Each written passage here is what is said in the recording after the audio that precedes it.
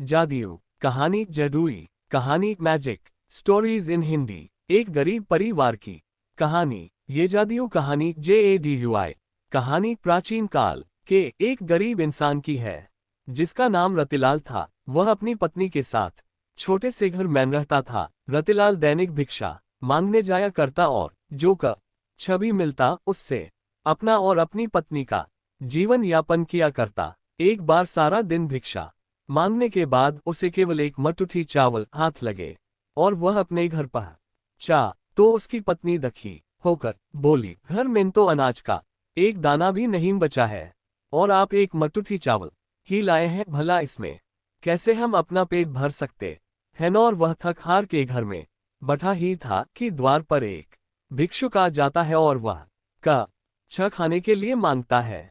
रतिलाल धर्म संकट में फंस जाता है। अब वह एक मटुठी चावल अपनी पत्नी को दे सामने खड़े भिक्षुक को, लेकिन वह द्वार पर आए किसी व्यक्ति को बिना दिए जाने नहीं दे सकता था, इसलिए उसने वह चावल भिक्षुक की टोकरी में डाल दिया। रतिलाल की पत्नी आधा काम कर रही थी और जैसे ही वह बाहर आई तो रतिलाल ने भिक्षुक को चावल देने वाली बात बता दी और इस बात को सुनते ही रतिलाल की पत्नी गजू से में आ गई। तभी रतिलाल ने बताया, चावल के बदल भिक्षु उसे एक पतीला दे गए हैं और उन्होंने कहा है कि अब से खाना इसी में बनाना। रतिलाल की पत्नी गाजर से कहती है, क्या इसमें पानी उबालकर दम, क्योंकि अनाज तो है नहीं और जो आप लाए थे उसको भी दान दे दिया।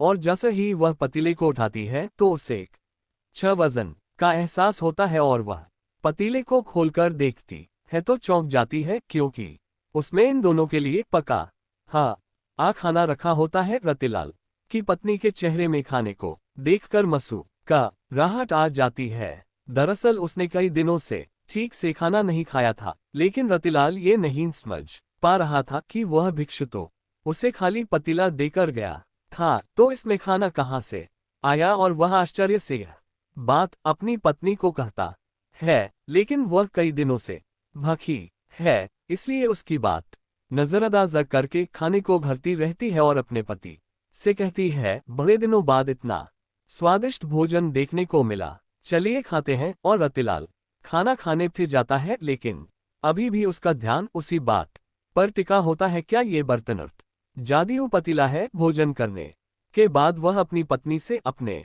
दिमाग में चल रही उथल पथल के चलत यह बात कहने से अपने आप को रोक नहीं पाया कि जरूर ये जादियो पतीला है जिससे इच्छानुसार भोजन प्राप्त किया जा सकता है। तभी दोनों ने मिलकर पतीले का परीक्षण करने का विचार बनाया और पतीला खाली करके पतीले से दोबारा भोजन बनाने का आग्रह किया और क्षण में उनकी इच्छानुसार भोजन बनकर तैयार हो गया। ये देखते ही दोनों खुश हो जाते हैं, क्योंकि अब उनकी भूख हमेशा के लिए शांत हो जाएगी और उन्हें खाने के लिए किसी और के सामने हाथ नहीं फैलाने पड़ेंगे। खुश होकर दोनों ने राज्य में ऐलान कर दिया कि वह सारे राज्य को खाना खिलाएंगे। ये बात दरू दरू तक फैल गई कि कोई गरीब इंसान ऐसा धनवान बना है जो परू राज्य को भोजन पर आमंत्रित कर रहा है।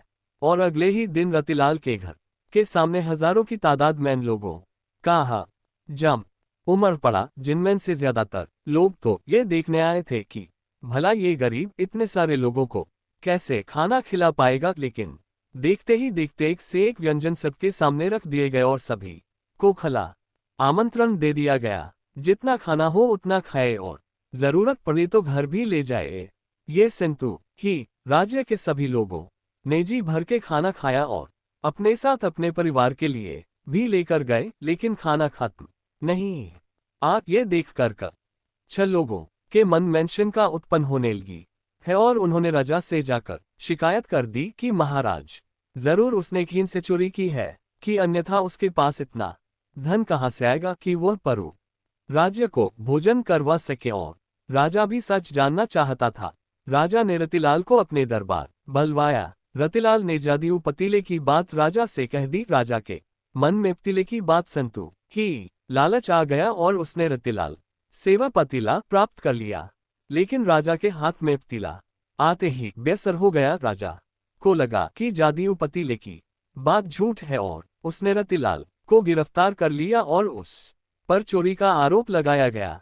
रतिलाल सबके सामने चिल्लाता रहा, मैंने चोरी नहीं की, लेकिन उसकी बात पर किसी को यकीन नहीं था। राजा ने आदेश दिया कि रतिलाल का पतीला नदी में विसर्जित कर दिया जाए और रतिलाल जब तक अपनी चोरी की गलती स्वीकार न कर ले तब तक कारागार में ही रखा जाए, और जैसे ही पतीले को पानी में विसर्जित किया जाता है, राजा के महल में चारों तरफ पानी बहने लगता है और देखते ही देखते राजा का महल पानी की बाढ़ से डूब बने लगता है। राजा अचानक अपने महल की ऐसी स्थिति से घबरा जाता है, उसे समझ में नहीं आता कि यह कैसे हो रहा है। तभी वह अपने राज्य के ज्योतिष आचार्यों से चर्चा करता है और आचार्य उसे बताते हैं कि तमन एक निर्दोष व्यक्ति को कारागार में डालकर अपराध किया है, इसलिए आपके महल की ये स्थिति हो गई है, और यदि आपने उसे कारागार से वापस नहीं निकाला तो इस राज्य का सर्वनाश रव हो जाएगा। उसे आभास होता है